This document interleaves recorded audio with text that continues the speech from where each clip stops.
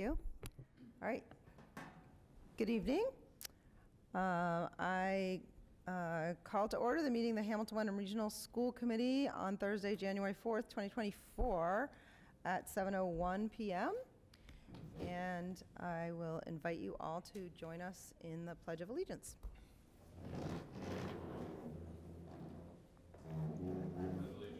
the flag of the United States of America and to the republic for which it stands, one nation, under God, indivisible, with liberty and justice for all.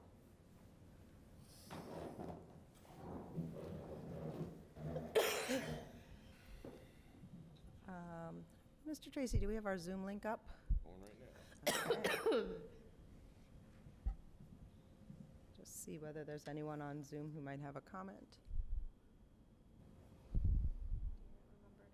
Oh, thank you. While we're waiting for that, this meeting is being recorded and live streamed on HWCam.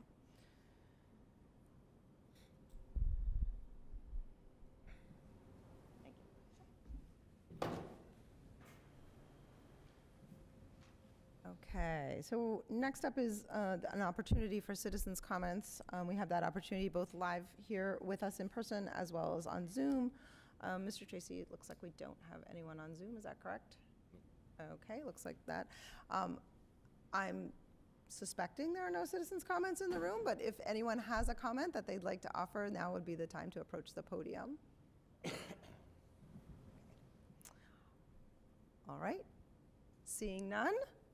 Without objection, I will close citizens' comments at 7:02 p.m. Next up is a review of a portion of our school committee protocols, and David, would you be willing to read that for us, please? As elected members of the Hamilton Wenham Regional School Committee, we, including the superintendent, accept the high honor and trust that has been placed in us to ensure that the students of the district receive the best education possible. To that end, we hereby commit to the following in the conduct of our business. The school committee will establish a vision, create policy, approve a budget, and assure accountability to sustain continuous improvements in teaching, learning, and facilities. Members agree to leave the day-to-day operations, including business transactions, to the superintendent and staff. Members of the school committee recognize that authority rests only with the majority in its decisions. Thank you. Next up, we'll have a reading of a portion of the mission statement. Amy? The Hamilton Wenham Regional School Committee will lead and inspire a district that is a source of civic pride and municipal engagement to serve the community for generations to come. Thank you. All right. Now, as we start sort of the business of our agenda, I want to just acknowledge and welcome our new member. Trent Honda is here. He was appointed at our most recent meeting, and glad to have you here. Thank you. Jen, would you be willing to do our secretarial duties until Julie figure that out?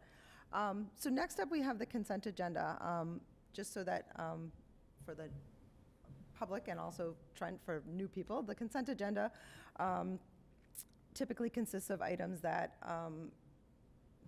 when creating the agenda, we don't anticipate that there'll be a lot of discussion about.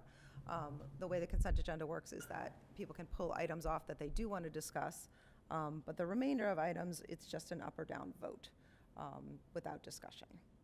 So before we begin, does anyone have any items from the consent agenda that they'd like to hold? No? Okay. Jen? I move that we accept the consent agenda as written. Second.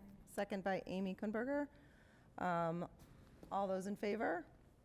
And that is unanimous of the 6 members present, and the motion passes. Okay. Okay. Next up is our FY25 budget presentation. I think we're starting with Stacy Busick Yep. from Student Services.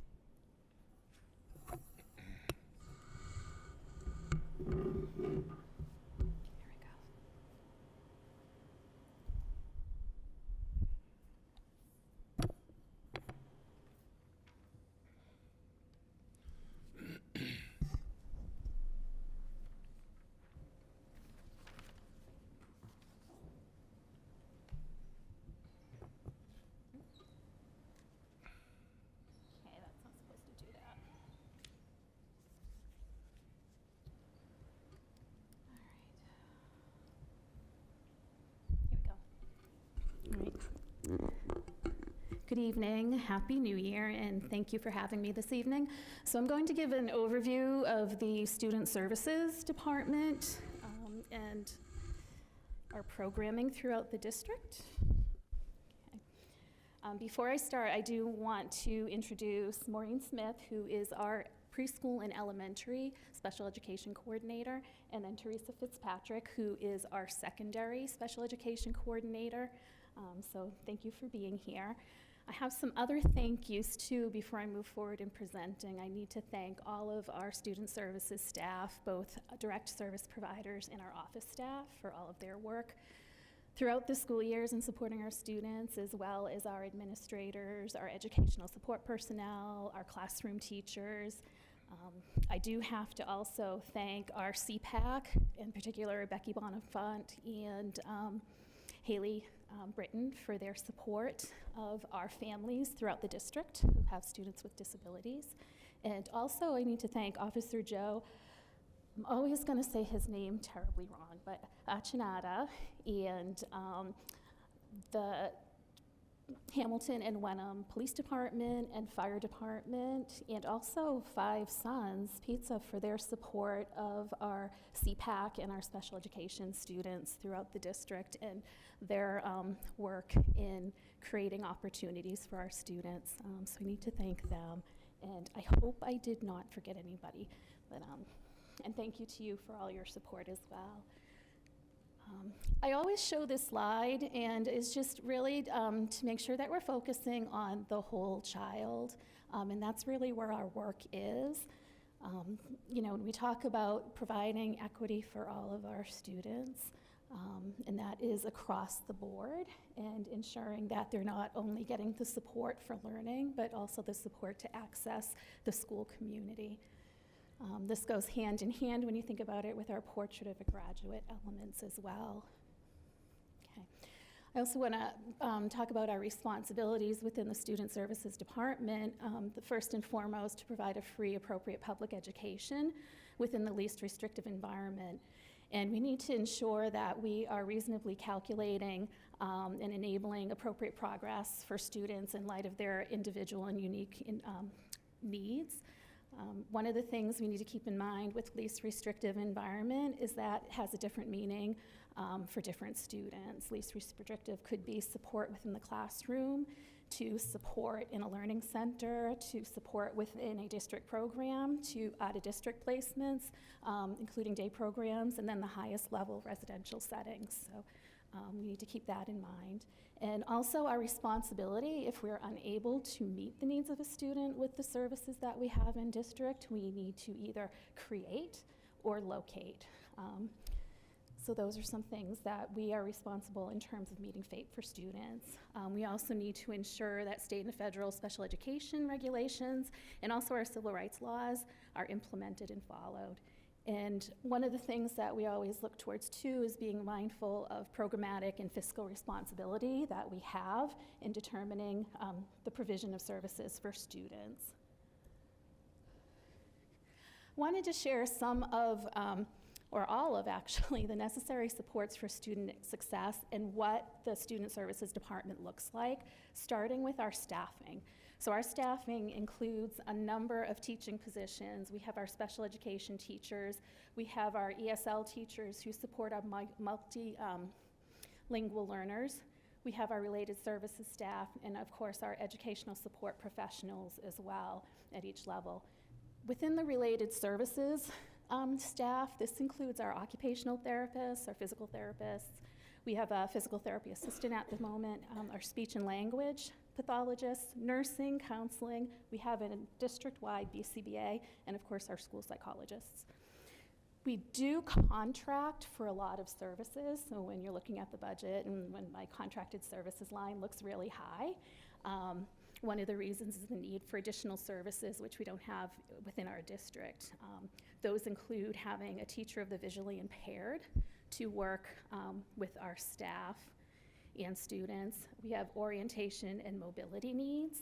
Speech and language pathologist is here too because we have over the past few years been unable to fully hire for our speech and language needs in the district, and we've had to contract for that service as well. We also have augmentative and alternative communication needs, assistive technology, teacher of the deaf. We required to provide evaluations in language of origin for students who are referred for special education services. We also need to provide translation and interpretation services for our families. We have home hospital tutoring we're responsible for. And last year, we started our NEC Connections program, and that is working with the Connections program out of the North Shore Education Consortium. And they provide wraparound services for our students and families. So we make referrals to them to work directly with families to find additional supports through outside agencies. Other supports within our department: transportation. We have in-district special education transportation and out-of-district transportation, and I'll talk more about transportation a few slides later. Our extended school year program. This past summer, we had 93 students attending our extended school year program, which was held at the Winthrop School. And we provided services over the summer for students from pre-K to high school age. Our 18 to 22 students are supported through other programs. Some of our students who are in out-of-district placements also attend extended school days for additional supports. Professional development is important and is facilitated through our department. We have specialized equipment and materials that we're responsible for students. I mentioned AAC earlier, so AAC devices, AAC programming for students, any specialized equipment like lifts or standers for some of our students with mobility challenges.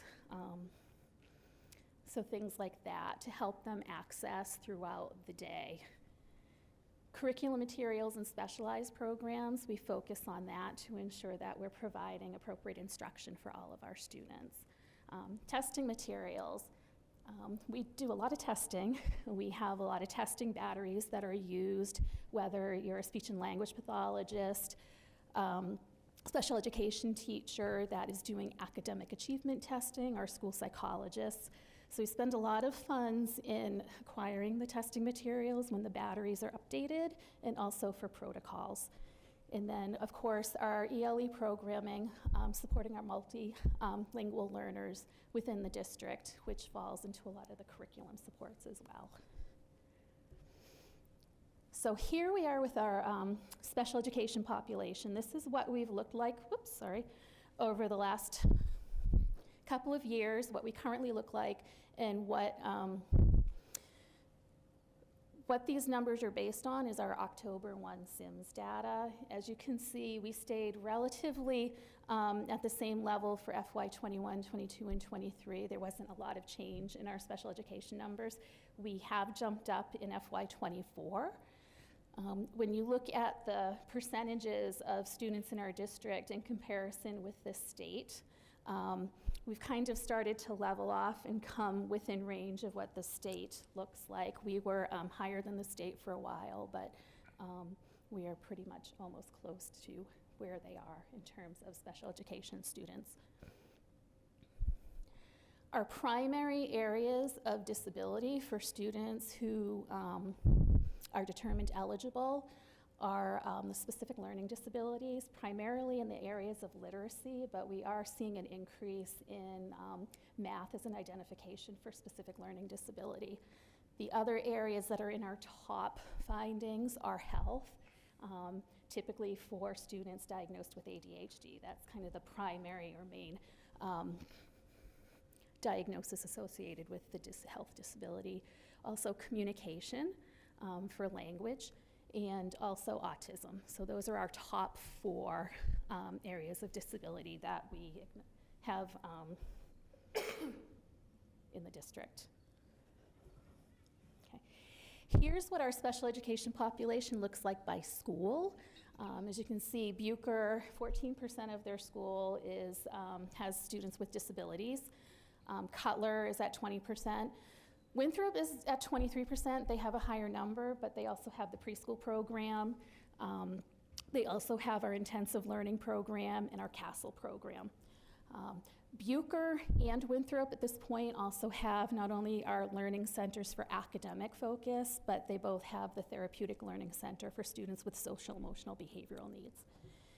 And then Miles River Middle School is at 22%, and then the high school is at 15%.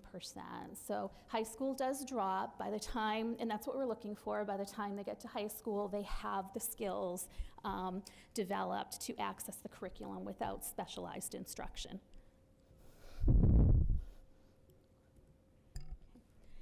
I wanted to share here just what our testing looks like.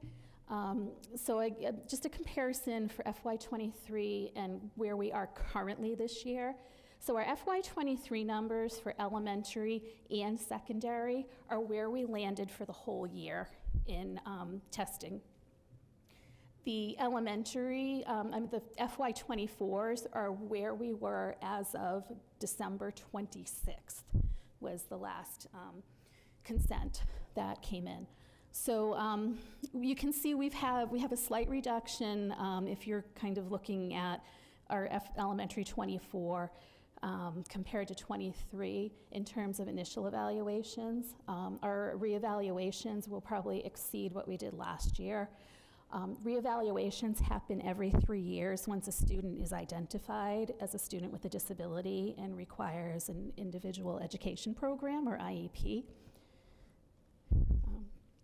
And our secondary, of course, our numbers are typically lower than the elementary in terms of our initial evaluation requests and reevaluations.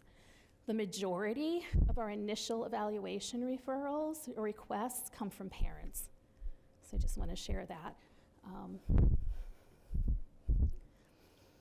Here's what our special education programming looks like in our district. And again, Winthrop has the majority of our special education programming. Cutler does have our language-based program. Bucher supports our multilingual learners. And I know there was a question from the last presentation regarding the preschool. We are currently working with a 3-classroom integrated preschool program, and we are reducing by 1 classroom for next year. And that is kind of based on our current numbers. When we are looking at the preschool program, it is an integrated program that focuses on special education students or students with disabilities, and we bring peers into the program. The ratio for our program based on DESE ratios is 7 special education students or students with disabilities to 8 peers. We have pretty much our peer play spots full. We have left a 2-day a spot in 1 classroom and a 3-day in another. We try to do 5-day peers, but sometimes we go with a 2-3 to make up those spots. Right now, we have 12 special education students or students with disabilities in our pre-K program. So we have a lot of spots open this year, and we're anticipating between students moving up to kindergarten and the kind of slowdown of referrals that we will not need the 3rd classroom. Preschool's hard to project and predict. And so, we try to think cautiously about it. We were at 2 classrooms last year, and we did add 1 in anticipation of coming off of COVID and looking at the years and potential needs, but we just don't have those numbers.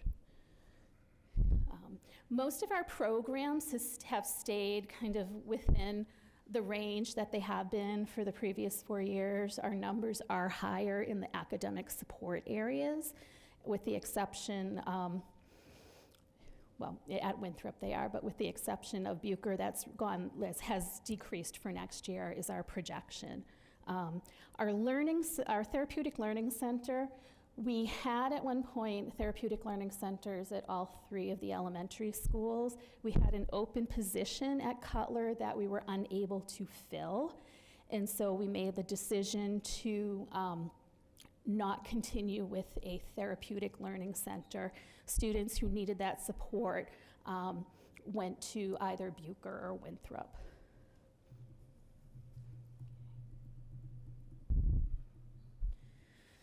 For a number of years at the middle school, we were not calling our behavioral support the Therapeutic Learning Center.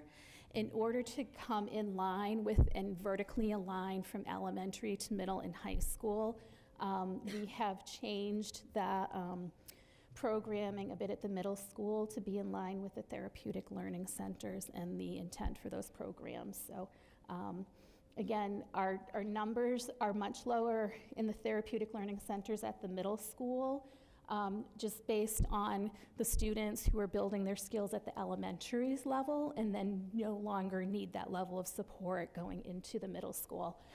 So the numbers do decrease, which means the program is working, and our staff is working really hard to support those students. At the high school, the program shifts a bit, so it's more about students with high anxiety and maybe trauma experiences versus straight out behavior. Most students, when they're behavioral at the elementary, the behaviors that are more outward and potentially physical or verbally abusive tend to decrease as they kind of mature and gain skills through the support of the staff. So it shifts a bit at the high school level. Again, our language-based programs, at the elementary level, it's decreased, although we are going up to a projection of 11 for next year. But the high numbers you see in the middle and high school are the high numbers from elementary that have been shifting up, and just students who have not moved out of the programs yet. But again, the supports do shift. There's a higher level of support in the language-based programs at the elementary level, and they start to reduce from middle to high school based on the building of skills. Our intensive learning program at the high school level is lower at this point, but we do have students moving up into it. So our projections going forward, there will be increases. And of course, our academic support, we do have high numbers at the middle school level and the high school level that we're looking to try and kind of stabilize. Okay. Our out-of-district tuitions, the FY24 is what we budgeted.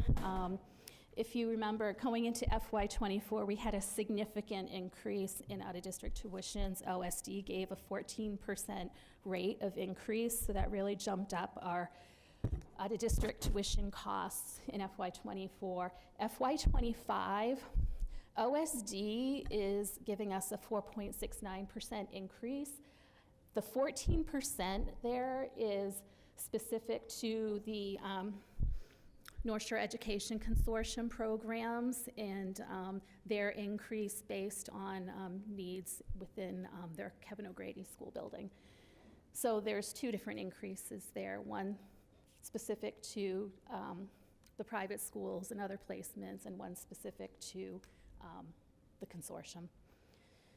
Our current numbers, FY24, these are our current numbers right now.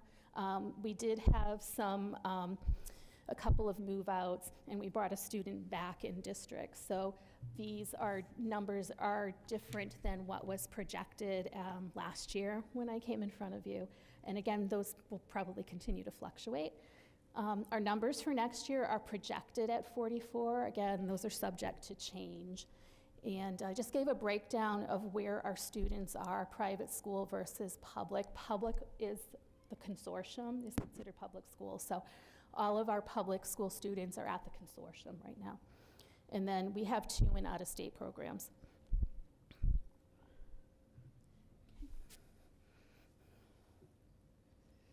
Transportation costs.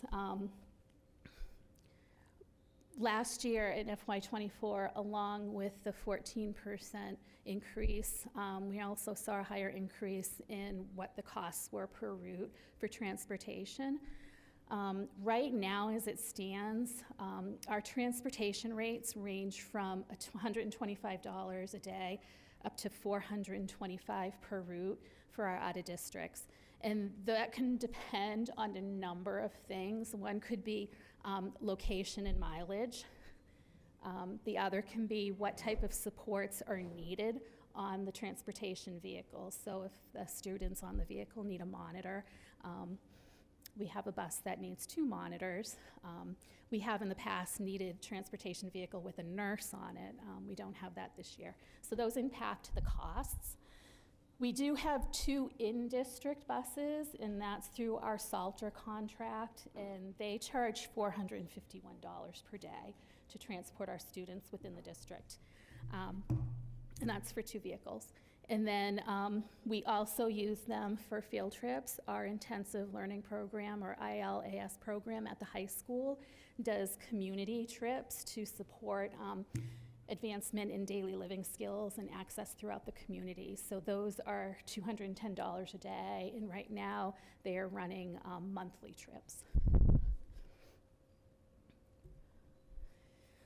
So some of the increasing demands that we're seeing on student services, as with every probably other district in the state and nationwide, the social, emotional, behavioral, and mental health challenges are continuing to increase, and we're seeing them at the pre-K level as a start. We have a number of students in the pre-K programs who do demonstrate some extreme behaviors that we need to support. We also are seeing an increase in the learning needs beginning at the pre-K level. So one thing we need to keep in mind, I can share numbers, but within those numbers are a range of needs for each individual student. And we do have a lot of students coming to us with high levels of needs. Some of the staffing challenges that we've had is demanding on our ability to support students. We've had challenges with filling educational support professional positions. We've had challenges filling special education teacher positions. We requested a language-based program to meet the needs of our students, and we haven't been able to fill the teacher that we had requested. We also, with our therapeutic learning center, we're unable to fill that position at Cutler School. So it takes some creative thinking and maneuvering of staff to support our students when we have these staffing challenges. And again, the speech and language pathologist, we are still, and this has been since, I think, FY21, unable to fill at least one speech and language position within the district. And so we have been contracting for one position through each year throughout. I mentioned a teacher of the visually impaired as a contracted service. There is a nationwide shortage of TVIs, and that is impacting our ability to contract and provide TVI services. And our retirements do kind of impact where we stand. We have an occupational therapy retirement, we have a physical therapy retirement, we have 2 school psychology retirements. Related therapies positions are getting harder and harder to fill. There aren't enough people out there. So that is one of our challenges and creates a demand on student services. The other pretty consistent demands are increases in costs for transportation, our out-of-district tuitions, and again, contracted services come with a cost, and those rise each year as well. Fluctuations in our numbers for multilingual learners also impacts us. If you look at our numbers, they've ranged from a low of 8 to a high of 20. This year we started with 14. We've had a couple of move-outs. Now we're down to 12. So those numbers continue to fluctuate and don't stay pretty consistent, which is a challenge when we're talking about supports and staffing to support those students. The other demand, which is our hospitalizations, which go back to our increase in mental health challenges with students. And these numbers, when you look at them and you see the highs of 18 instances, and you look at FY23 and 24 where it's 9 and then 5, these numbers are not an indicator of students are getting healthier. It's an indicator of a lack of places for students to go. And that's where a lot of our students are finding the challenge. There's no clinical spot for them to get the services that they need. And the last thing families want is for their child to be sitting in an emergency department until such time as a bed becomes available. So I just wanted to kind of highlight those numbers and just be cautious in us thinking that, oh, mental health concerns and challenges are decreasing. They're not. So some of the things that we are focusing on this year and prioritizing in the Student Services Department is, again, what we should always be doing is ensuring for the provision of services for our multilingual learners and our students with disabilities. And some of the things we're targeting this year, again, and I've mentioned briefly about it earlier, is the restructure of TLC and our behavioral supports, and looking at how do we provide supports to families. Right now we're using Net Connections, but there's a limited number of families they can take on at a time. So we need to look at how we can improve on that and on the support for our students and also our staff, because our staff need the supports to work with our students on a day-to-day basis, and it can be challenging with the behaviors and the social emotional needs of some of our students. We are reviewing the counseling department. That came out of a recommendation from the strategic planning that happened last year. We are doing a review and revision of program descriptions, so we're updates, so we ensure that we're meeting the needs of our student populations. The last time we did a review and revision of program descriptions was pre-COVID, so it's time to take another look at those program descriptions again and look at our entrance and exit criteria as well. We are working on updating our student services handbook, so that is up to date as well and can be put out for publication. And then, again, we'll continue to review and add content-specific curriculum and instructional materials and supports for our students. In terms of fiscal responsibility, we continue to work to try and stabilize and decrease the out-of-district placements and the associated costs with that. We have had an increase in placements, not overall increase, but the student placements have shifted, so we have more students going out because of behavior and mental health challenges. So that's where our increase is, where years ago, I think that the majority of our placements were to programs like Landmark and also Hopeful Journeys for the autism and for specific learning disabilities in the areas of literacy development. But now it's becoming more a need for behavioral supports at a higher level than what we have available. The other piece we continue to look at is programmatic and staffing strategy and how, again, it links to our program descriptions and our analysis of our programs and student needs. And we do try to reallocate staffing as needed versus coming and asking for more staffing, particularly when we look at TAs or now ESPs and our teachers. We need to continue to ensure and improve on support to staff. We need to be working in a more proactive approach than reactive approach to supporting staff and students, so we're focusing on that. We're focusing on ongoing professional development, and again, one of the areas that we're looking at to increase professional development is in how helping staff support students with behavioral challenges and social emotional challenges, anxiety, OCD, and things like that within the classroom, so they're able to maintain in the classroom rather than coming out. And then one of our focuses this year too is communication, ensuring that we're providing opportunities to communicate the positive work that's going on in the student services and special education area, the positive work that our staff are doing, but also clarify any assumptions that may be out there in terms of our services. So one of the things we plan on doing as a team is starting coffee hours for caregivers and just open kind of Q&A, anything you need type of thing. And also looking at ways how we can get information out to district staff on a regular basis. Some reminders, that I want us to keep in mind that students with disabilities are not solely the responsibility of special education staff. They're first and foremost general education students, and classroom teachers are the first kind of line of support for students. And, you know, administrators, counselors, general education teachers, they're all important to the success of our students with disabilities.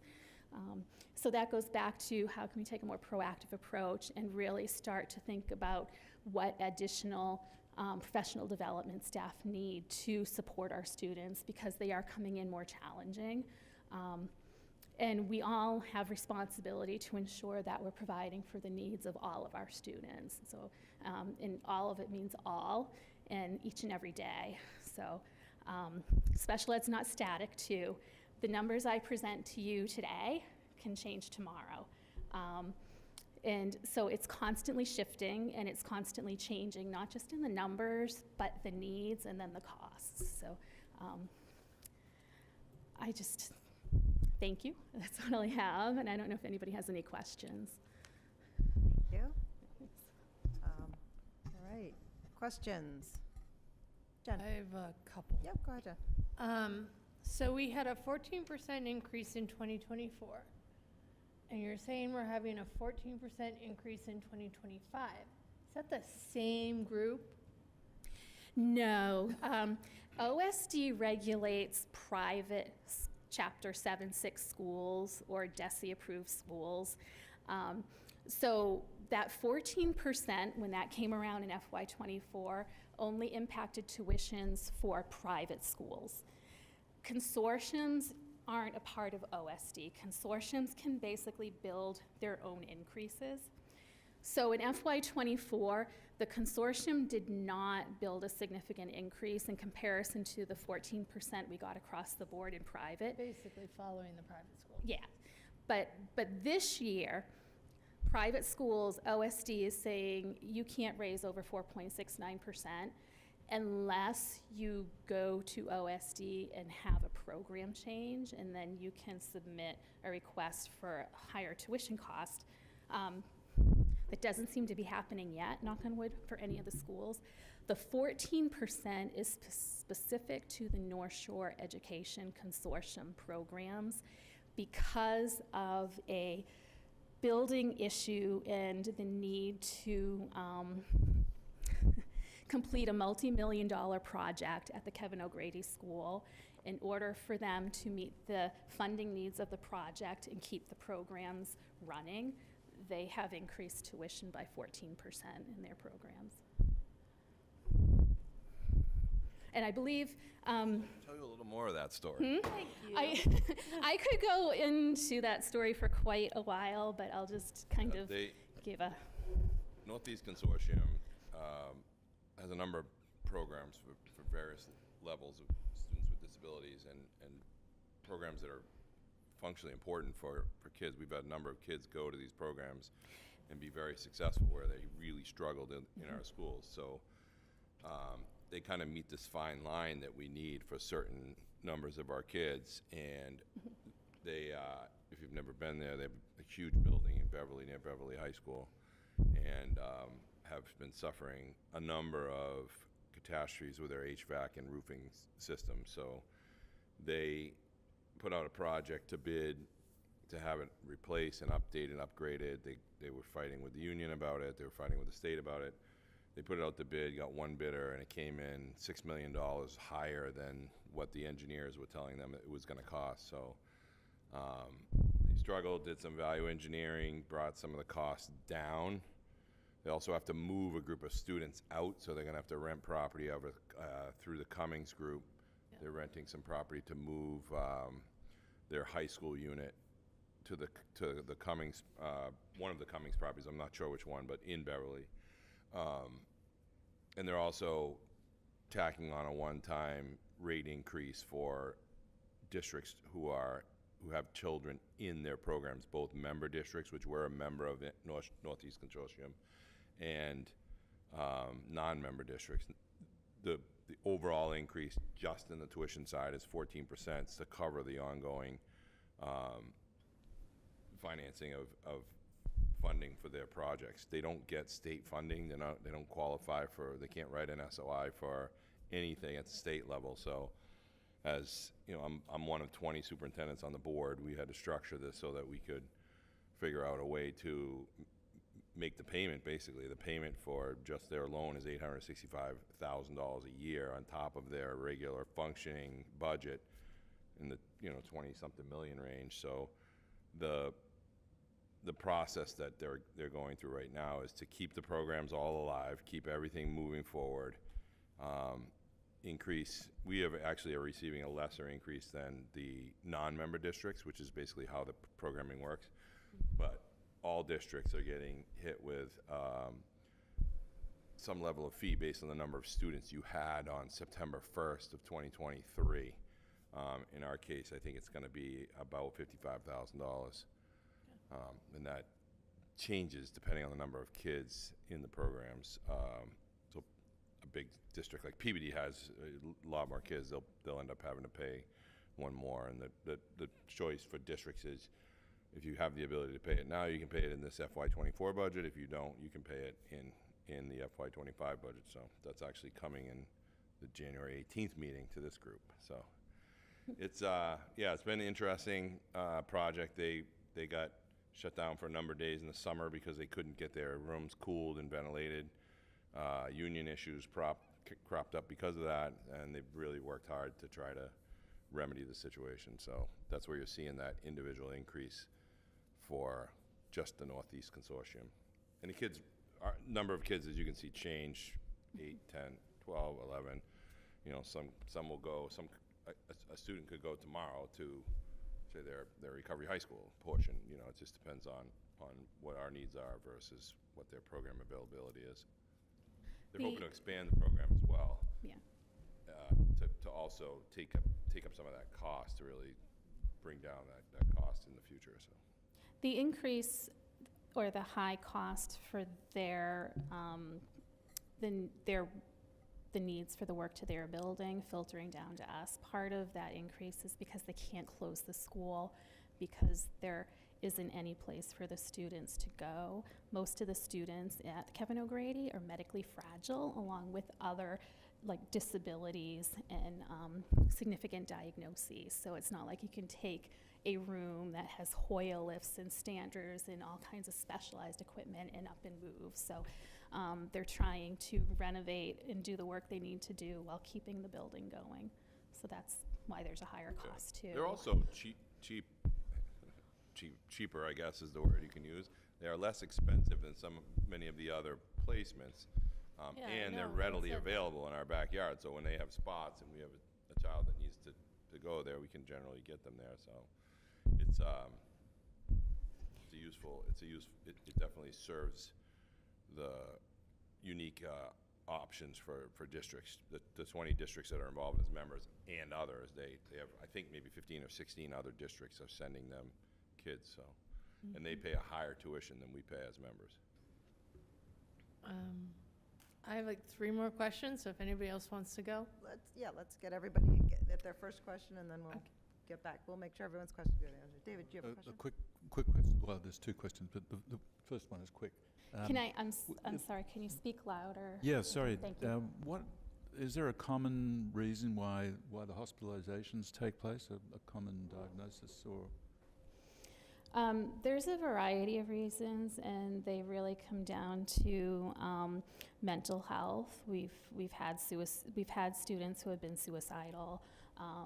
We've had students whose behavior has become so extreme and unsafe they've been hospitalized.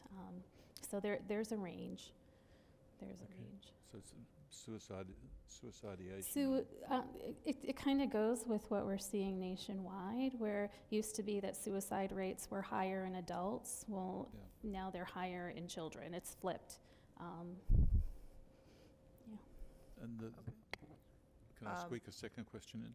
Go ahead. We'll get them all in. Go ahead. What sort of training do the teachers get in dealing with ADHD, and how much and how often do they get it? We've run a variety of training over the years. At the start of the school year this year, we had the 4 days, and a couple of the days were allotted for training. And we had, for example, we had AANE come in and do some PD on neurodiversity. We've had staff as well with expertise provide professional development training in disability category areas, and what are the strengths and the challenges associated with autism or an intellectual impairment or things like that. We have had, I'm trying to think, we had something else. We have our BCBA who has done training on behavioral support. So we try to kind of do all of that. We did have one of our school psychologists specifically provide a workshop.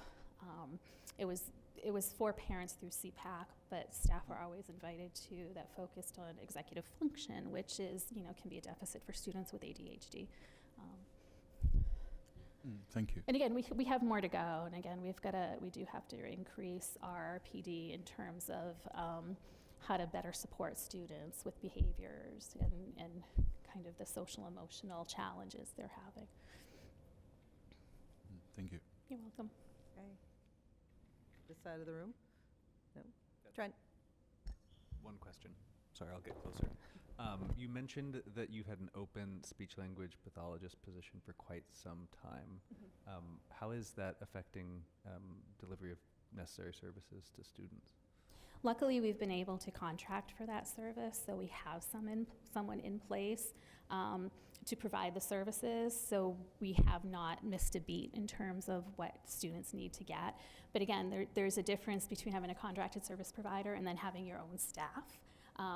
Because the contracted service providers just they're not obligated to stay for professional development or additional things. They're providing services and they're going to meetings. So it would be nice to have our own fully staffed speech and language department, but again, it's not negatively impacting services. What is the barrier to filling that position, in your opinion? I think it's a couple things. Honestly, I think it's our pay rate. Speech and language pathologists come in with a higher level of college credit, and we don't necessarily give them that higher level. Competition with other districts. We have in the past interviewed and offered a number of times and then lose staff to other districts, in particular with the speech and language position. So I think that's part of it. I feel like Hamilton Wenham too is just enough off the beaten path in terms of access and availability to get here. And location can be a part of it, but I think the biggest part is our salary base is. Yeah. Thank you. Other questions over here? Weren't we trying to hire that out below 1.0 at one point? I'm sorry, I can't hear you. So David. weren't we trying to hire that speech and language pathologist below a 1.0 at one point? We Had it at 0.8? 0.7, I think. 0.7. We tried to do That's probably a huge- 0.7, but when it was Cutler School, if you remember, our inability to hire was at Cutler School for a while at a 1.0. We did hire for Cutler this year, but then we lost a speech pathologist at Winthrop who was a 0.7 at Winthrop and a portion someplace else. And we had a flip in staffing. So right now we're looking for a 1.0. Initially it was a 0.7, but another staff wanted that 0.7. So we've been playing kind of a mixing around of staff. But it's been an ongoing opening, whether it's been at Cutler or now it's at Winthrop. It just keeps shifting. We had them filled for about 35 seconds, right, at one point. We had them all filled. There were a couple times we were just about there, and then, yeah. Jen, did you have a couple questions? You had talked about Landmark a little bit. Are we referring fewer students to private or private-public, non-Hamilton Wenham schools due to the current language interventions that have been in place now for 3 years? I can't say that yet.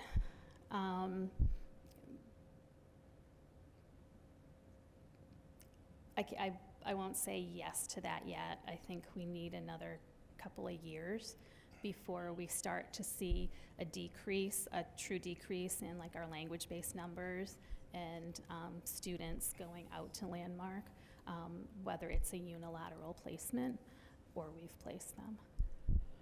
Okay. I don't know if that really answers your question, but If you don't know, you don't know. yeah, we've got I think just a bit more time that we need with our Fine with that answer. MTSS structure. You have another one? One more. Yep. So you talked about doing, if I remember correctly, it was coffee hours Yeah. with caregivers and then information out to district staff. I think that's wonderful. I think it's amazing. But special education, if you don't have a kid in the system, is such a black box. I would recommend that the communication go beyond just caregivers. Like if you guys are doing something interesting, it should go in like the principal's report or the superintendent's report so that parents are aware like what's happening. Oh, absolutely.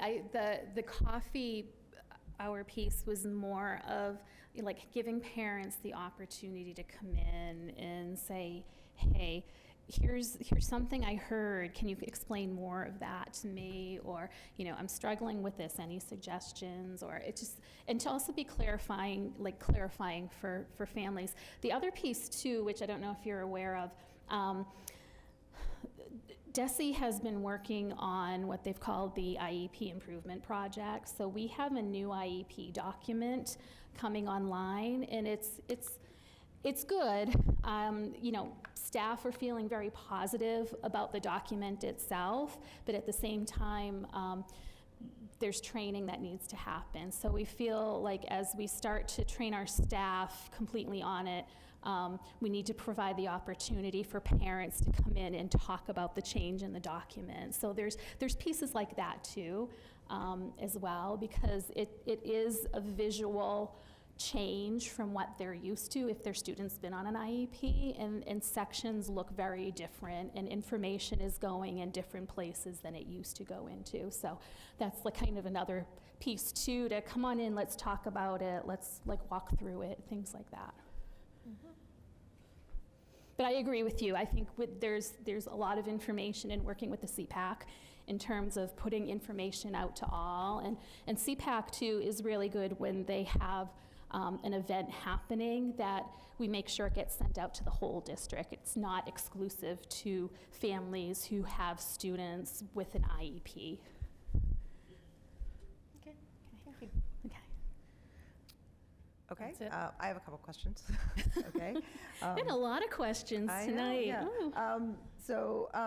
Just to follow up on the communications portion about the coffee hour, who's it sounds wonderful, and I support what Jen suggested and what you reiterated about communications to the broader community. I'm just wondering about who's actually staffing the coffee hours, and how is that, what kinds of demands does that have on our staff, or is it you, or how's that going to work? It's me and the coordinators, and based on like parents talk about and what they feel their needs are, we might like pull in a school psychologist to talk about, their testing. What does it mean when you have this type of testing, or what are we looking for? So it could be other staff that we pull in. I'm not looking to make it something that's going to impede on staff's ability to kind of do their job working with students. But I think it's important that we start giving opportunities for parents to come and ask questions and talk about like what their concerns are. Again, and selfishly, part of it is to ensure that that information that's out there is kind of accurate information as well. So clarifying anything that's been confusing or things they've heard that they're unsure of, so. Yeah, thank you. And then I just have a question on page 9, which is I have a question about the preschool numbers. So the preschool numbers, these represent all of the preschoolers or our special education preschoolers? The FY24 numbers represent all of our current preschool numbers plus 2 anticipated coming into the program. Okay. The numbers are weird because when I talk about doing a 7-8 model, 7 special education students to 8 peers, our 8 peers are not all 5-day peers. We're trying to grow to just being a clean 5-day program, but we have some students who are coming in and the parents just want 2 days, or they want 3 days as a peer. So that's what's making the numbers fluctuate from a straight up 15, 15, 15. Yep, no, I was just trying to look at this. I mean, I was looking at the projected FY25 and you're, saying, well, if it's 30, if we're going to make 2 classrooms of, that would. Well, right, it's but- 2 classrooms of 15. It's hard, this is what's challenging about a budget this early for the special education and student services department, is we have to do a lot of predicting, and things change so significantly from day to day in terms of our numbers. And again, we don't know who's going to move in or who's, going to move out or things like that. But the FY25 is just a straight up, there's 15 spots in this classroom, 15 spots in this classroom. We're going to make a projection that, and we hope to fill all of those. Again, that numbers might fluctuate because our peer numbers can look different. Right now, but the we're peers are going I in guess low. that's all I'm trying to make sure. Like, in Yeah. other words, if you're not saying there's 15 students with needs and you're going to add another 15, 16 peer, like that would be too large a class. No, the maximum for students with disabilities is 7 Yep. in each classroom. No, that I'm, And, yeah, I'm 2 understanding. classes. Yeah, But 15. 14 special total. eds.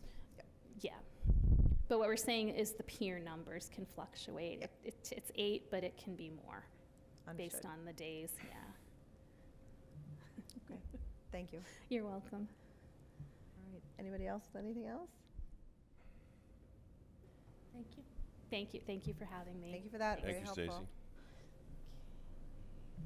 And Maureen and Teresa, And because we know this is where you want it to be. We are fun. We're a lot of fun. now I'm always challenged with getting out of this with my new computer. All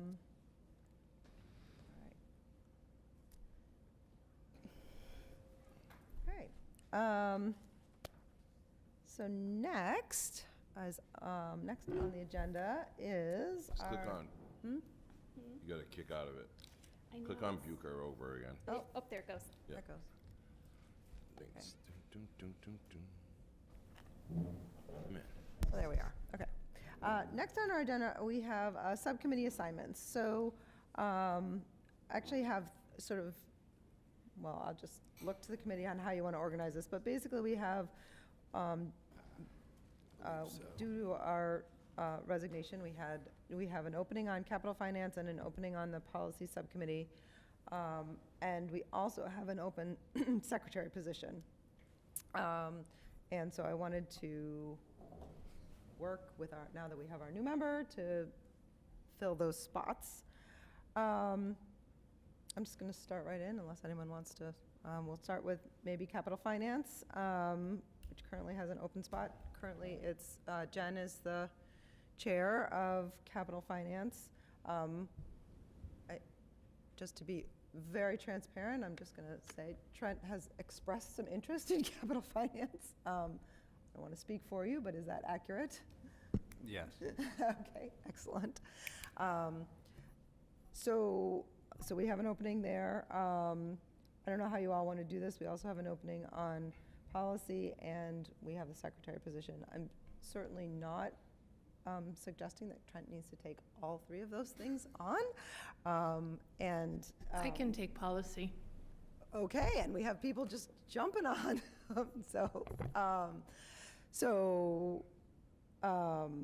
Okay. Do we want to do these one at a time?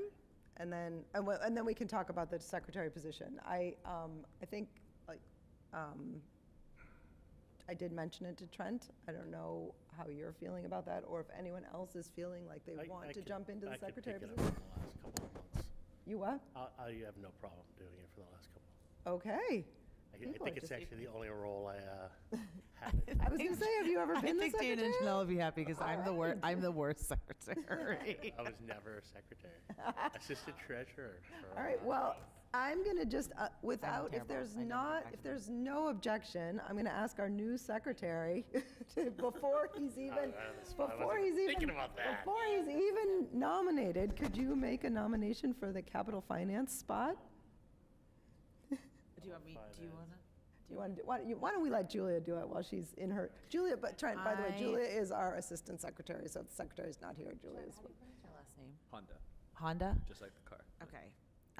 So I nominate Trent Honda for the Capital Finance Committee. Second. Second by Jen Carr. Is there any discussion? Oh, I'm sorry, did you accept the nomination? Yes. Okay. Is there any discussion? Okay, all those in favor? All right, that is 6 in favor. You can vote yourself if you want. And it's unanimous. Unanimous. All right, yay. So All right, and then policy. I nominate Jennifer Carr to be a member of the Policy Legislative Subcommittee. Do we have a second? Second. Second by David Polito. Jen, do you accept that nomination? Yes. Okay. Is there any further discussion? All those in favor? And that is unanimous. And we have, the motion passes. Jen to policy. Oh, hold on. One more. And now the secretary. I nominate David Polito to be the secretary. Do I have a Second. Second by Jen Carr. David? Yes. Okay. All those in favor? All right, quick and painless, and the motion passes. Thank you all for that. Need to be reminded that I actually have a job now. And now you have a job. Just you wait, because you're going to see Julia do the secretary report in a moment.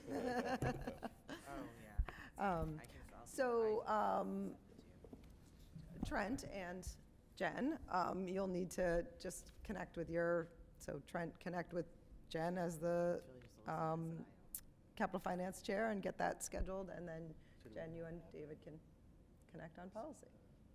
Excellent. Monday, right?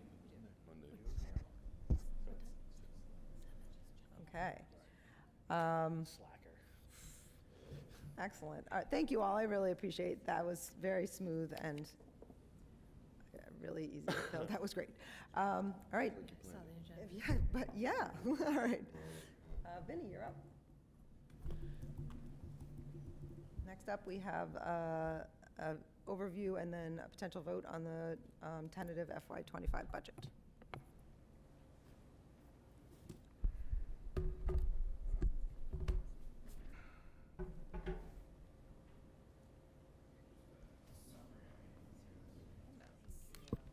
It's just the staff. I was going to say, oh, 1 page. Thank you. I love a one-page. Just a lot of people moving.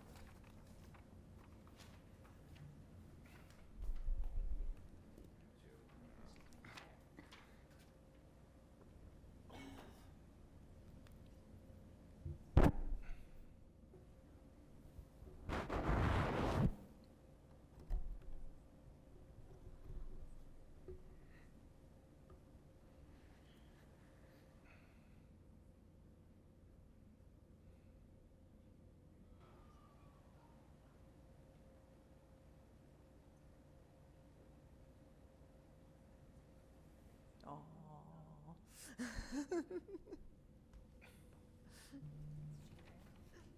cute.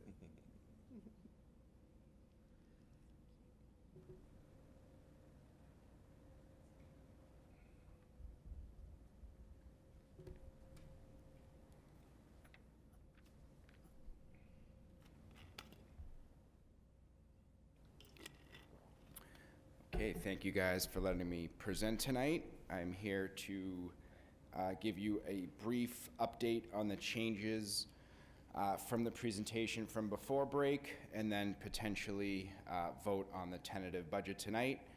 Just to be upfront, this is a brief presentation because next school committee meeting, we'll be holding our first budget hearing where I'll go through the entire budget just like I did the first time, the 40-slide presentation. So to not be repetitive and do it tonight and again to tomorrow, next week. Tonight is just the updates from the prior presentation and then the motion for the tentative budget. So for tonight's update, we have a minor correction to Bucher's professional development, which I'll admit was a formula error on my part. It's just a minor correction. In addition, we have the incorporation of the new salary scale advancements as a result of the email malfunction that I mentioned at the last presentation. We also concluded the Student Services Department staffing review and have incorporated those changes into this presentation. We did receive our Essex County pension liability appropriation letter that I am not very happy with, that we'll go over in a moment. We also have 2 updates to our health insurance. The first one being a change to our premium estimates, and the last one, the integration of our upcoming retirees, both that we'll go into a little bit more detail in a moment. So just to kind of level set to where we were last time to this presentation, at the last presentation, we did have a budget total request of $44.67 million. Tonight's presentation reduces that by approximately 107,000 or another 1/4 percentage point, bringing our tentative budget request to $44.57 million.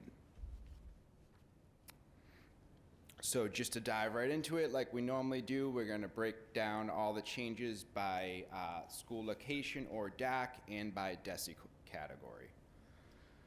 So just to start with, we normally do at the Bucher Elementary School compared to our updated initial budget, we are asking for an additional $2,300.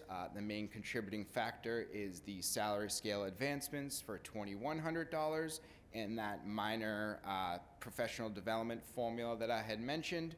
I did not incorporate the additional $167 for the additional 0.66 FTE library teacher that we included in last week's presentation. So although a minor update, it did change and I wanted to mention it. For the Cutler Elementary School, we are requesting a reduction of $103,000. This relates to the Student Services staff review conducted over the break and before vacation. We had determined based on student enrollments and the amount of students in the LBLD program that we feel confident we can reduce our overall ask for next year by 1 FTE. If you remember, I believe in September, we had made a request to add this position for FY24.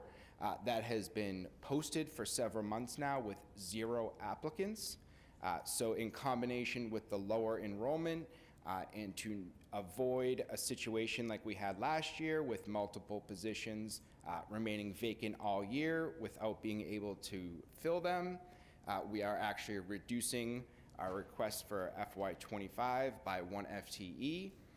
This saves us salaries of approximately $102,000 as well as, again, that $250 per FTE because of the reduced 1.0. For the Winthrop Elementary School, it is just one minor update, an additional $1,900 for the salary scale advancement, and that is the same for Miles River Middle School as well. Winthrop School had 1 additional teacher request a salary scale advancement, while Miles River had 3, totaling $8,600. That's the same for the high school. We received one more additional salary scale advancement for $1,900, which is the only update for the high school at this time. One of the second biggest change we're requesting tonight is to our benefits and fixed charges. The bulk of the $128,000 increase is an additional $65,000 for our Essex retirement annual appropriation. Originally, I had budgeted approximately $63,000 increase. This was an estimate that I determined based on the increase to the ESP contract. So how our appropriation works is they take a look at our total annual payroll for the fiscal year. They take our amount and add up every other member who is also in Essex County Retirement and look at their annual payroll and give us a percentage of what we make up compared to everyone else. I had anticipated that we were going to see an increase because of the increase in our ESP contract.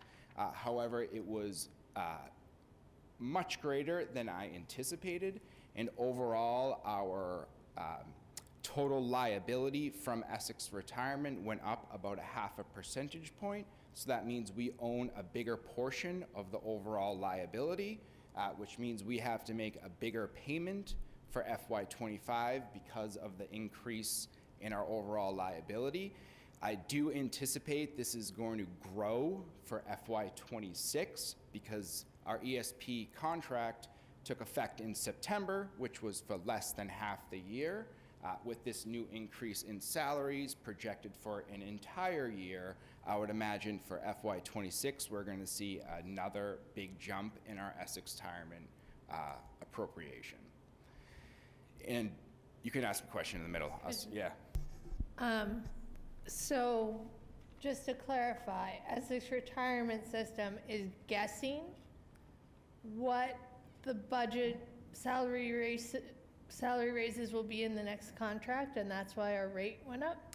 No, it's based on this fiscal year. So they look at exactly how much we spent in payroll for this fiscal year, and because of that increase at the end of the year, our overall portion of the liability grew because our payroll grew at an exponential rate. And that is only for the, September to December, where the next appropriation will be an entire calendar year at that new rate. That's why I'm saying that FY26, I anticipate it's going to grow even more. So overall, our Essex retirement appropriation went up about $133,000 year over year. The original roughly $60,000 I had already built into the budget, and this is on top of that after receiving the appropriation letter. Does that make sense? Yep. The next thing is I had another meeting with NFP, our insurance broker, and they couldn't stress enough how fearful they are for premium increases from Harvard Pilgrim next year.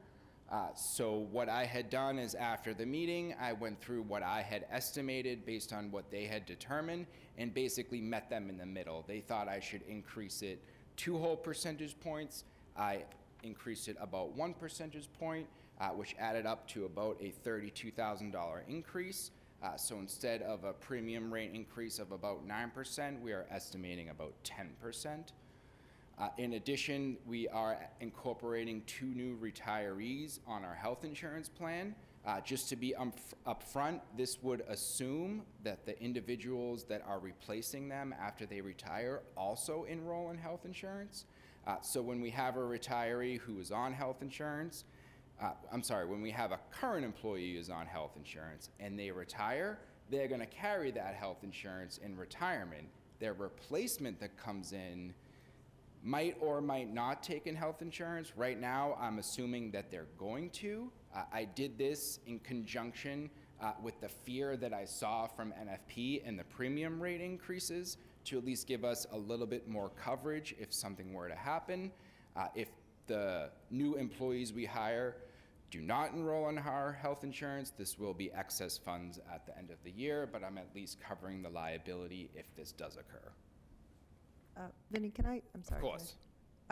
I'm sorry, it just took me a beat. I actually want to ask about the Essex retirement. yep. That number, or that percentage, is calculated based on our salaries for the year relative to Essex County, other communities, correct? Correct, yes. Yep. So it's recalculated every year. Every single year, there's an amount that their actuaries determine that needs to be paid to fund the pension system. But I'm just making sure I understand that it's relative to other, so in other words, if other districts settle contracts at a higher level, or that Yeah, it it could will adjust our fluctuate number. con- Correct, Okay. yes. We represent, I believe, 2.8% of the overall Essex County system. I believe it was about 2.5 before this took effect. Thank you. Yep. Moving on to our special education DAC, we are asking for a reduction of $147,000. This again relates to the staffing review conducted over the break and right before the break. For our instructional leadership DESI category, we are reducing the student services office administrative assistants by 0.079 FTEs. In addition, we have 2 psychologists retiring, and we are not planning on replacing one of those positions. So that will ultimately leave us with 2 psychologists district-wide. We don't fully know how we're going to deploy them, but it would probably be something like one at the elementary level and one at the secondary level. But there certainly will be overlap depending when evaluations need to be conducted. This ultimately will reduce our overall budget by $104,000 from this one position. So those are the updates from the initial budget presented last week to today's tentative budget. That ultimately means our operating expenses inside the levy limit year over year are seeing an increase of just under $500,000, or roughly 1.13% year over year. This is a pretty low number if you compare it to our prior budget increases from prior years. So our debt expenses inside the levy limit year over year, we're seeing an increase of roughly $30,000. The main contributing factor, like I've mentioned before, is Cutler's feasibility study just for the town of Hamilton. Our debt expenses outside the levy limit year over year, we're seeing a much bigger increase of approximately $1.54 million. Of that $1.54 million, 1.52 is directly from the athletic complex upgrades, with the first pay down coming in FY25. This accounts for nearly 98% of the overall year-over-year increase for our debt service outside of our levy limit. We do have minor changes in the other other 5 projects, but those do not accumulate up to much more than $20,000. So when you roll everything together and you combine our operating and debt service town assessments for both inside the levy limit and outside, and you remove all of our revenues and offsets, ultimately our operating budget year over year, we are requesting an increase of 2.89% overall. This translates into a 3% even increase for Hamilton and a 2.68 increase for Wenham. However, when you combine the debt service and the new athletic field complex upgrades, overall Hamilton's assessment will increase by 7.47% and Wenham's will increase by 7.13%, resulting in an overall assessment increase inside and outside the levy limit of 7.35%. In terms of our operating budget by DESI category, you see the same number, just under $500,000, broken up as a 1.13% increase. We are reducing our overall staff by 6.97 FTEs. The detail is in the piece of paper I handed out. Overall, that represents, I believe, a 2.3% reduction in our overall staffing. So in FY24, we had roughly 301 positions. In FY25, we are only requesting to fill 294 of them. Again, a drop of roughly 2.3%. This is that same chart, just based on DAC and location, more how we manage our program. You can see the same 6.9% reduction and the same increase of roughly 500,000. So right now I have up here the tentative budget motion. I can stop and take any questions. I only have one more slide after this just to go over the future dates and one more item. I can answer any questions or wait for a motion. Yeah, questions, go ahead. Can we go back to the operating summary by DAC? The capital and fixed assets are going down substantially. Yeah. Why? I don't remember that number going down that far. Yep, that is the reduction of the E&D offsets. So in fiscal 24, it just to answer the bulk of it, in fiscal 24, we transferred roughly 1.8 million for the capital stabilization. That has been reduced to, I believe, roughly 500,000, which is the bulk of the change. Thank you. Yep.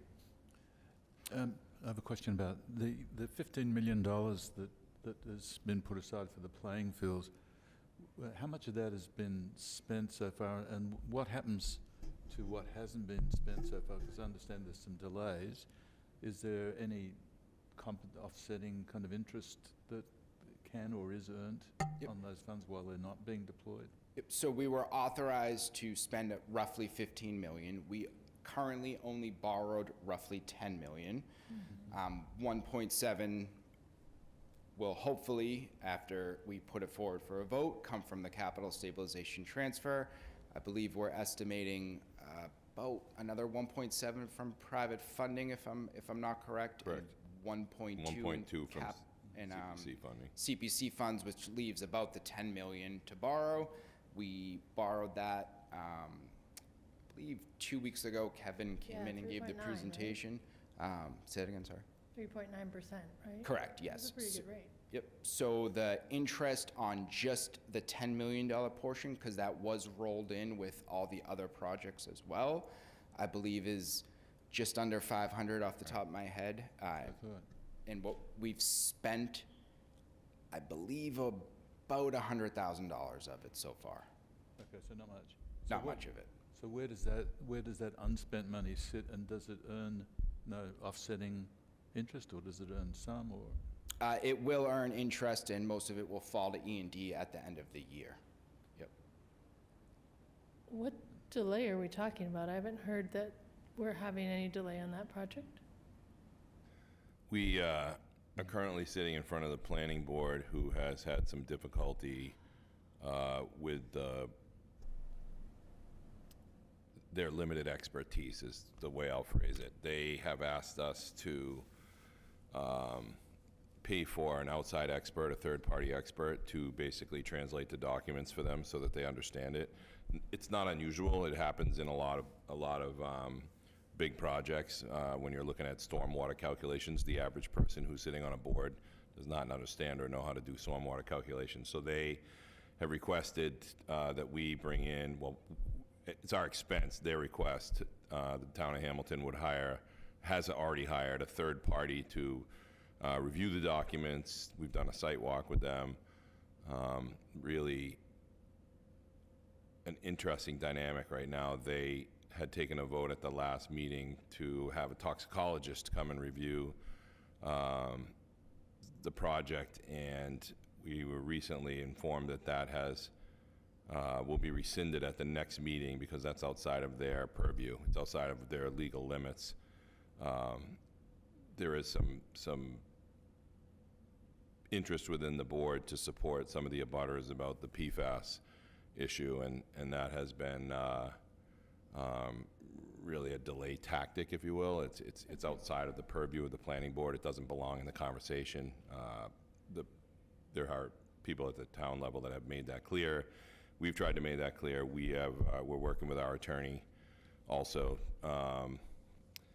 to make sure that everybody stays in their lane, I guess, if you will. And I think the town is also working with their attorney to help the board to make sure they stay in their lane. It's really the hard part with boards. You volunteers, they come in, they don't all have the same expertise, if any, related to, as I use stormwater management as the easiest one. So right now, we're in this process of, there was a walkthrough yesterday. Next meeting on next Wednesday, they will review that portion of the walkthrough, is basically the structural stuff. And then the following meeting, 2 weeks later, will be the review of the stormwater calculations, and then realistically, we should get a vote. It will just depend on the direction that the chair or the board determines to take. So we're a little bit behind. There was a meeting scheduled in December, and the chair was not happy that the meeting was scheduled because it was just before vacation. And I don't think she expected that meeting to actually occur. So there was no opportunity for our people, Gail, who we had at the meeting, to present. Kathy Horval, who many of you have met, she was able to just go up to the mic and explain a few things, and that was it. And then they had a number of people come up, and they basically had citizens' comments right after that, and then it was over. So we're trying to just get a handle on it right now. It's a little bit messy. There are a number of conversations both at the board level, the town level, and with our attorneys to be able to keep this thing moving forward. So. And our abutters to that. Is there any ongoing negotiation with them? The negotiation with the abutters? No. It's the only step we have left is the planning board. We have all our approvals all the way through. The planning board is the last step. Generally, the realm of the planning board is anything that leaves the ground, so structural, buildings, fences, light poles, and then the stormwater calculations for some reason come under their purview. I don't know why that doesn't come under Concom, but it's in the zoning bylaws. So once we get those things approved, then we can move forward. Majority of the things that are in question have already been approved by Concom. So now it's just a matter of really, are we breaking any rules? Are our stormwater calculations wrong? So this third-party person is basically doing the work to translate it, so we're waiting for that person now. So that was kind of unexpected, but it also cost $15,000. So that comes out of the project cost, unfortunately. So. Dave, just to answer part of your question too, there is an arbitrage rule, if I'm saying it correctly, that if we earn too much interest on that loan, we do have to pay some of it back, but it's a long period of time. I don't anticipate that will happen, but if we do earn too much, we will have to pay it back. We pay it back to the borrower, though. The federal government. Federal government. Oh, it's interesting. That is interesting. Yeah. So don't earn too much interest. Okay. Yeah, what is too much? Is more than 3.9%? There's a calculation for it. I couldn't tell you what it is off the top of my head, and it goes by every single month too. You have to look at it. So Got it, thank you. I don't know why it keeps shrinking on me, but Other questions? No? All right. I think, Mr. Secretary, it's secretary you. now. I couldn't read that. Should've waited till the end. I can read it. It's the number that scares me. No, I can see it. Are you ready? You're going to need to talk into the mic. So why? It's already written out. I move that the Hamilton Wenham Regional School Committee approve the tentative FY25 general fund expenditures budget of $43,891,836. This amount includes general fund operating expenses after offsets in the amount of $41,721,540, and general fund debt service expenditures in the amount of $2,170,296. Furthermore, the gross operating expenses of the district before offsets have been allocated by the DESI-defined chart of accounts according to the summary by DESI category chart included in this budget presentation as detailed in the exhibit. Second. Second by Jen Carr. Okay, further discussion? Okay. Looks like we're ready to vote. All right, all those in favor? That is unanimous, and the motion passes. Thank you, guys. Good job, Dave. Thank you. Thanks, Vinny. And Thanks, thank Vinny. you, David, for that. That was excellent. I was tempted to ask you to After repeat the all these motion. years, I better be able to read one of those. You have to sign something today, Vinny? Yep. Okay, wasn't sure, just checking. You good? Just to run through the dates, so on next week, on January 10th, we'll have the third quintuple board chairs only meeting. A week later, at the next school committee meeting, we'll hold the first public budget hearing. At that point, we'll have the detailed presentation again for everyone to review and go over. And then on January 30th, we'll come back to this room for the second and final quintuple board meeting. And then on February 1st, I can take any requests to go over any additional information for the budget before we follow up on the 8th for the final budget vote. And just to remind everyone, that vote is a majority of the entire committee, not just the members present. So if possible, it is important that we are in attendance. 2/3, right? 2/3. Correct. Not just a And majority. that's 6 PM or 7? Which one? Sorry. 18th, So that's the exact question I was the gonna. 18th is a 6:30, 6:30 I start. 18th. Is this school No, choice I hearing? was And the talking 30th, about they're both The 6:30 off-cycle meeting on the 8th, 8th is 7 o'clock, right? the February 8th. That's a great We question. also have a public hearing that You have night, a so public it hearing. might be might be 6:30. Whenever we have a public hearing, there's 6:30. Yeah. 6:30. So I Yeah, think 'cause the we one also on have the the 8th choice is- hearing next meeting as well. So next meeting on the 18th, 6:30. The quintuple board is at 6:30. And then the 18th is as well, you said that, right? The 18th is 6:30. The quintuple board on the 30th, then again, is at 6:30, and then February 8th is at 6:30. 6:30, yep. Okay, thank you, guys. Is February 1st the meeting that was optional, if we needed more? No, we have a That's February 15th meeting, which Wait, oh, that's an it's not optional on one. there because we don't anticipate needing it. Okay. But if we do, in other words, and I just actually reviewed this when we did a little Okay. orientation with Trent, like the 15th is really like, let's say there was a blizzard on February 8th or Right. something, something could occur so it's Yes. just if, As needed. as needed, but probably not. Sounds good. So- Thank you. Thank you. Thank you. Yeah, that is my cat. Oh, no, there he goes. You need help? Okay. I just did my mom's today, so. Into yours. Okay, next up, moving right along, committee reports, capital finance, We haven't met.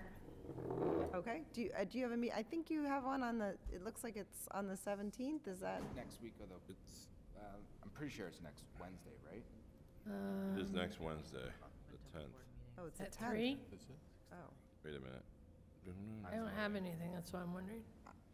I thought it said the 17th on the website. You are correct. You It will is the kill me, but I 17th can't, at I can't do 3:30. this. 17th at 3:30. I never can do their meetings. Yeah, that one I have. Okay, well, it sounds like you 17th. guys might, because there's 3 of you now, so it Oh, sounds good. like you guys might want to have some They will. conversations via Yes. offline, which is, as you know, scheduling is one of the things you can have as many conversations as you'd like outside of this meeting. You can even argue about scheduling if you want. All right, so let us know when that gets scheduled. Say our policies don't apply. For Scheduling. scheduling, correct. You can have You can arguments. call each other's names. Exactly, all of that, as long as you're talking The about context of scheduling. scheduling, right? Policy, We're meeting on the 8th. you're meeting on the 8th, Monday, yeah. okay? So All right, we'll- and We'll loop you'll Jen loop in. Jen in, Yeah. Yep. Yes. okay, great. Negotiations, David. We have a Zoom meeting tomorrow afternoon, and then our second meeting on Tuesday with the office personnel group. Tomorrow is just a strategy meeting with our people. Excuse me, so we're well underway. We have Yep. a couple of dates set, but 9th being the second meeting with their representatives. Excellent. Yes. Thank you. And Julia has a report for us on our state of our minutes from the secretary. Yes, and this is literally just all minutes that I owe. But capital finance, I sent a ton of minutes today to Jen, and I just wasn't sure if I should send it to the entire committee and Eric or just Jen. Sure. Are they approved minutes yet? No. No, Yeah, no, so just Jen, so that you Okay, guys can to put on the approve them at agenda. your Okay. next meeting. So there's only 2 meetings missing out of 16. For capital finance? Yes. And those will be done by the next meeting. Negotiations has no outstanding minutes for the last 30 days. And policy legislative has 2 outstanding minutes Okay. that I will get to you, unless there's more. But I needed to ask you, but I think there's only 2. Yeah, 2 meetings outstanding, because one was canceled, but anyway, we'll Yeah. talk. But I think there's Yeah. only 2, and I will get those to you by the next meeting. okay, thank you. All right, so you anticipate improving those at your We next anticipate meeting? approving the meetings at the outstanding minutes at the next meetings. Are you Awesome. keeping track of all that? Do you have a spreadsheet with all I have a literal spreadsheet. that? Good, because you'll already take it. Oh, yeah, take it. Excellent. Thank you for that. Appreciate it. Sure. All right, and I appreciate you handing that right on over so that David can be I'm reporting. obsessed with spreadsheets lately. Excellent. All right, well, I look forward to it. Not next meeting, but the meeting after that, we'll look forward to seeing your spreadsheet. All right, Eric, for the superintendent report. Pretty low key. I just want to say Happy New Year to everybody. Still within the window, I think we can say Happy New Year, right? I think it's January 7th. You can't say it after that, but no, I just hope everybody was able to rest and relax and get ready for the next half of the year. We're really coming to the end of the second semester, which seems unusual, but the Martin Luther King holiday usually signals the final week of the quarter. As the former principal at the high school, was always that halfway point. So it's coming fast. The year is moving right along, but I just wanted to say happy holidays and certainly Happy New Year to everybody in our district, and looking forward to a great rest of the school year. And really, there are a lot of things coming down the pipe at us, so I'm excited to bring them to the meeting and also share some of the things with our communities. Thank you.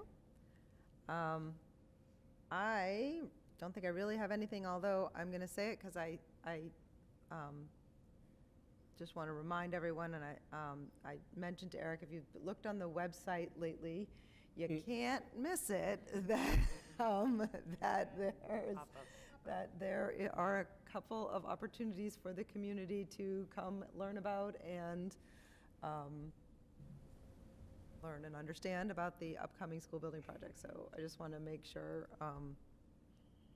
put that out there. I actually really, I don't know, I thought it was great to get the word out. I think anybody that's visited the website can't say they didn't know. Or driven by the Winthrop School. Right, I was going to say, Or they get driven the by big the Winthrop sign School. now, too. Yep. Exactly. Yeah, so I know I appreciated that. I feel like I'm hopeful that those will be well attended, and I know I plan to try to go to one of them to sort of see what's going on. Hopefully other people can too. I guess we're meeting Monday, too. I guess we could put that into our committee reports, right? Just, the building committee's meeting on. Oh, the building committee. 5:30 on Monday, yeah. Excellent. Yeah. Yeah, Just to put it out there. yeah, no, that's These are great. good Yeah. opportunities for people who aren't aware, are not aware of the project to see kind of where we've been, where we're what we've done in the past year and where we're going. So it's kind of we worked on the slides today. It's really a recap for everybody to understand the process didn't start 2 days ago. It's been going on for a number of years, so it's going to be exciting. The architects will be there to present, and the designers, Mike Perolo, who ran all of the visioning sessions, will be with us, and then also our OPM. Yeah, we just did, as a committee, a very tedious task of going and really looking at every individual aspect and rating all of the 13 options we have 15. now? 15 now, yeah. options at this point, to try and, figure out what the best options are, from a lot of different aspects. It was quite time consuming. Very interesting, but quite time consuming. So, That was my Sunday and morning. I might have started with an advantage, we'll put it that way. I copied so as I was already done. All right. Okay. Next up, topics for future meetings. Anyone? Okay. Get the thing. I'm waiting for. I'd like to move a motion to adjourn. Do I have a Do I second? hear a secondary? Do I have a second? Second. Second by Jen Carr. And all those in favor? And that is unanimous, and we are adjourned. That was 8:42. always when I 8:42. first started.